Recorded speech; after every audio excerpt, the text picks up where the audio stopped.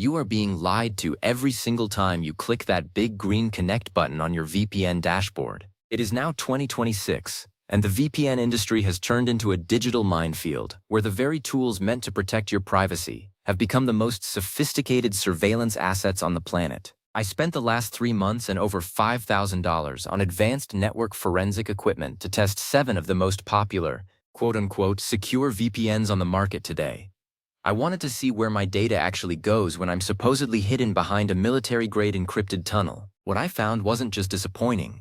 It was a total betrayal of trust. 6 out of the 7 providers I tested were caught red-handed logging DNS queries, leaking real IP addresses through IPv6 vulnerabilities, or straight up selling anonymized browsing packets to third-party data brokers in real time. But there was one, and only one, that actually stood its ground. Today we are stripping away the marketing fluff and looking at the raw packet captures to show you who is actually keeping you safe and who is just a glorified data middleman. The problem with the VPN market in 2026 is that it has been swallowed by giant conglomerate holding companies. If you look at the top results on any search engine, you aren't seeing independent reviews anymore.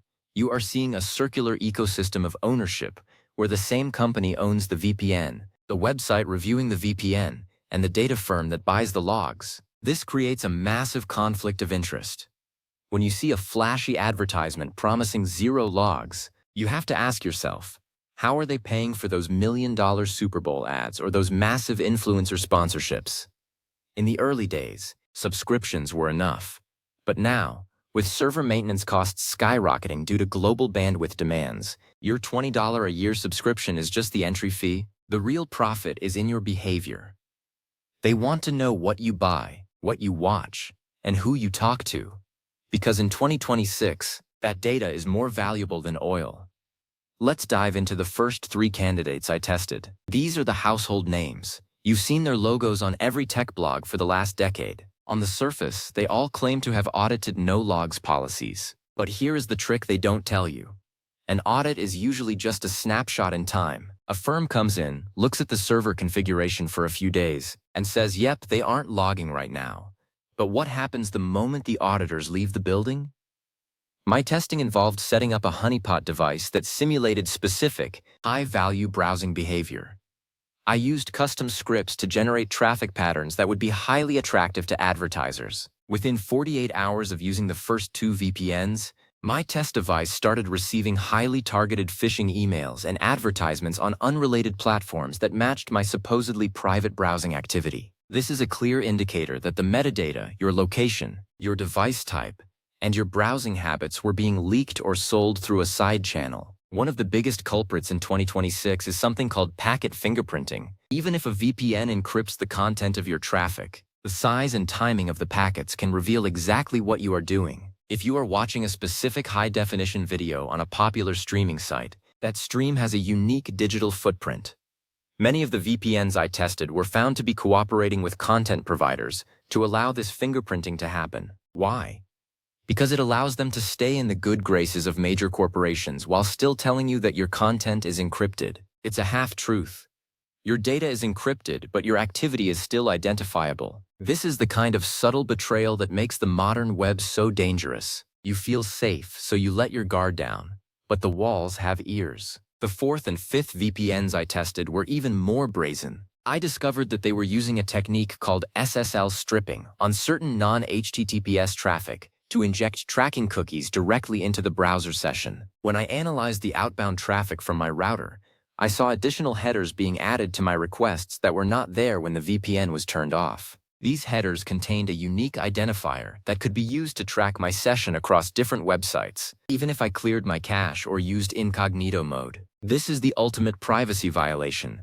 A tool that is supposed to be a cloak is actually tagging you with a digital neon sign. When I reached out to their support teams for a technical explanation, I was met with scripted answers about improving user experience and optimizing server routes. It's corporate speak for "we are tracking you and we don't think you're smart enough to catch us." By the time I got to the 6th VPN, I was genuinely losing hope. This specific provider had a massive reputation for being the choice of activists and journalists. However, my forensic analysis showed that while they might not be selling data to advertisers, They were hosting their infrastructure on rented servers from companies with a history of complying with aggressive data requests without a warrant. In 2026, the physical location of the server matters more than ever. If your VPN provider says they are based in a privacy haven but they are renting a server in a jurisdiction that allows for silent data mirroring, your privacy is a myth.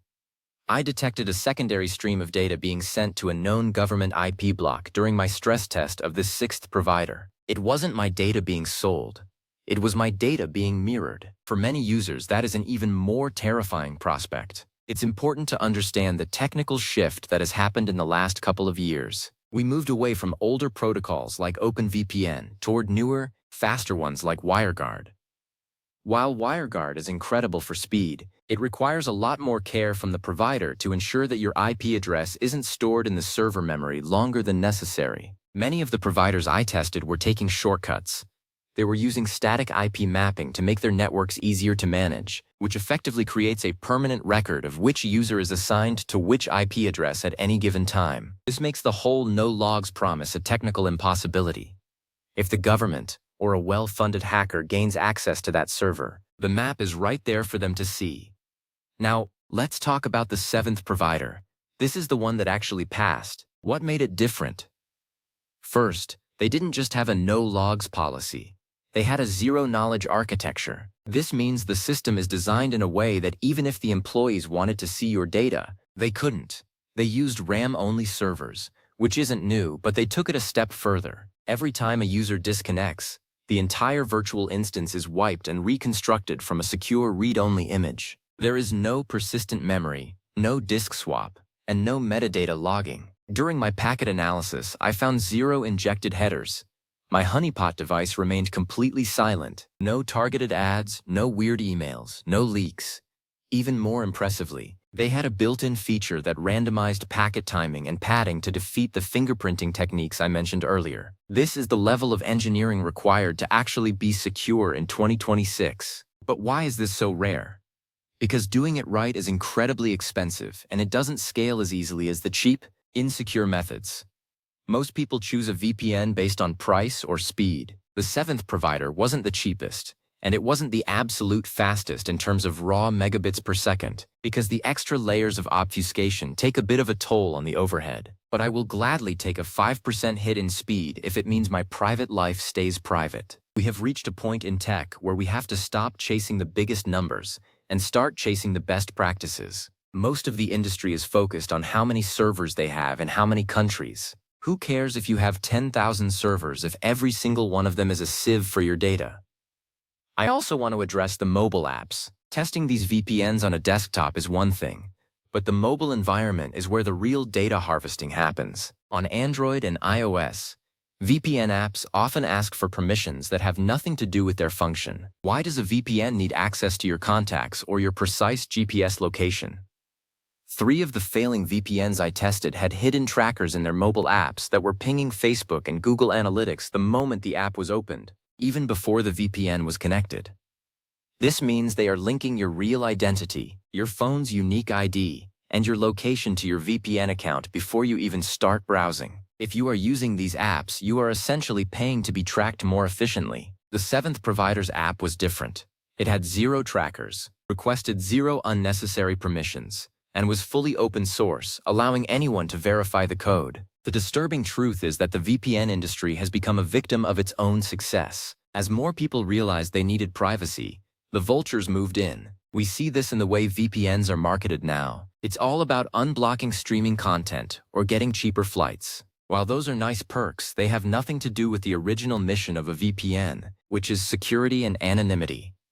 By shifting the focus to entertainment, these companies have distracted the average user from the fact that the underlying security is crumbling. In my testing, I found that the VPNs most aggressive about marketing their streaming capabilities were often the ones with the worst data protection standards. They are spending their budget on movie licenses and geofilter bypasses instead of server hardening and cryptographic audits. So, how can you protect yourself if you don't have $5,000 of lab equipment?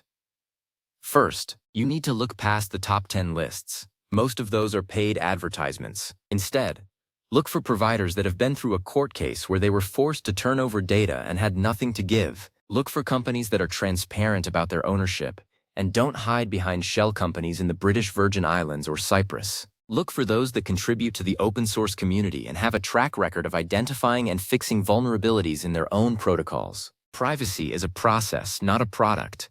It requires constant vigilance and a commitment to doing things the hard way. Another thing to watch out for is the free VPN trap. We've all heard that if a product is free, you are the product. In 2026, this has never been more true. A free VPN is essentially a data collection mission disguised as a utility. They are not just selling your browsing history. They are often using your idle bandwidth to power botnets or provide residential IP proxies for other, more nefarious actors. If you are using a free VPN, you aren't just at risk. You are likely participating in a global network of questionable activity without knowing it. There is no such thing as a free lunch when it comes to the electricity and bandwidth required to run a global server network. The 6th and 7th providers I tested highlight a major divide in the industry. One relied on reputation and old audits, while the other relied on verifiable, real-time proof. The 7th provider offered something called a transparency report that updated every few minutes, showing exactly how many data requests they had received from various agencies and how their system automatically handled them. They also had a bug bounty program that actually paid decent money to researchers who could find leaks. This kind of openness is the only thing that can restore trust in an industry that has spent the last 5 years burning it down for profit. During my testing, I also looked at something called the kill switch. This is a critical feature that is supposed to cut your internet connection if the VPN drops, preventing your real IP from being exposed. Out of the 7 VPNs, only 3 had a kill switch that worked every single time. The others had a slight delay, sometimes up to 10 seconds, where the computer would fail back to the unencrypted local connection while the VPN app was trying to reconnect. In those 10 seconds, every app on your computer pings its home server, revealing your true location and identity. This is why you can't just trust a checkbox in the settings menu. You have to verify that the software is actually doing what it says it's doing at the system level. This whole experience has changed how I view the internet. It's not just about one bad app or one shady company. We are living through an era of total information warfare. Your data is the ammunition. Every time you browse without a truly secure connection, you are handing over your personal history to whoever has the biggest checkbook. The fact that only 1 VPN out of the 7 I tested actually did its job is a heartbreaking statistic. It means that 85% of the people who think they are protected are actually just as exposed as they were before, if not more so. I want to talk a bit more about the technical details of the winner, the 7th VPN. They implemented a multi-hop architecture by default. Instead of going from your computer to one server and then to the web, your traffic was routed through 2 different servers in 2 different jurisdictions, owned by different local entities. This makes it exponentially harder for any single point of failure to compromise your identity. Even if one server was seized or monitored, the data passing through it is still heavily obfuscated and disconnected from your original IP address. This is the gold standard of routing, and while it adds a bit of latency, it provides a level of security that a single-hop VPN simply cannot match. Another thing the winner did right was their approach to DNS. Most VPNs claim to have their own DNS servers, but many of them actually just proxy your requests to Google or Cloudflare. This means that while your ISP doesn't know what you're doing, Google certainly does.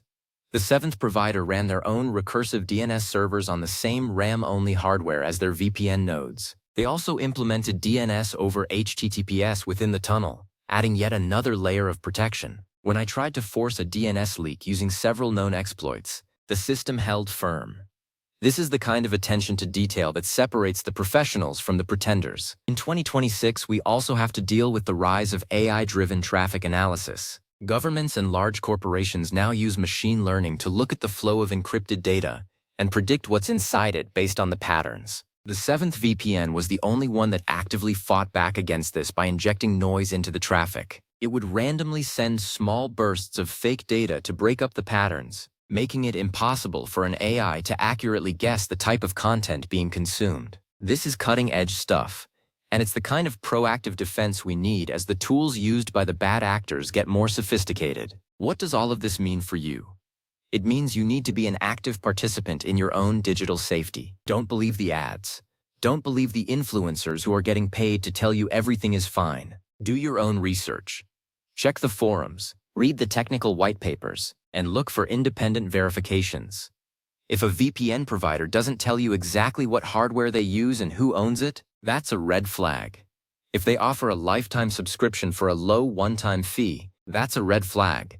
If they focus more on Netflix than on networking, that's a red flag. I started this test because I was tired of the ambiguity in the tech space. We are told to trust so many things that we can't see or touch. But with the right tools, you can see the truth. The truth is that the VPN industry is in a state of crisis. The majority of providers have abandoned their principles in favor of easy money. They are counting on the fact that you won't check their work. They are counting on your complacency.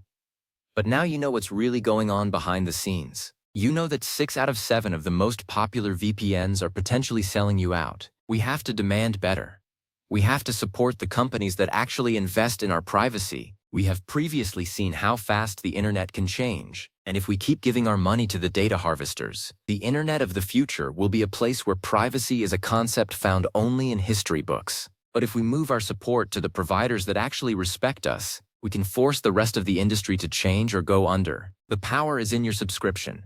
Choose wisely, because your data is the one thing you can never get back once it's gone. The winner of my test proved that it is possible to be a successful business while still being an ethical one. They proved that you don't have to sell your users' souls to keep the servers running. They showed that engineering and transparency are better marketing tools than any celebrity endorsement could ever be. I hope that by the time I do this test again in 2027, the numbers will have improved. But for now, the message is clear. Be skeptical, be careful, and don't assume that just because a connection is encrypted, it's private. I'm going to keep monitoring these providers.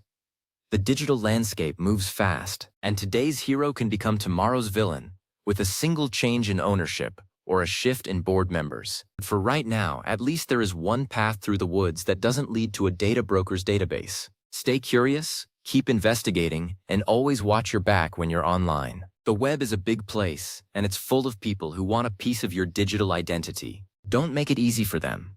Protect your packets, protect your privacy, and keep your eyes open.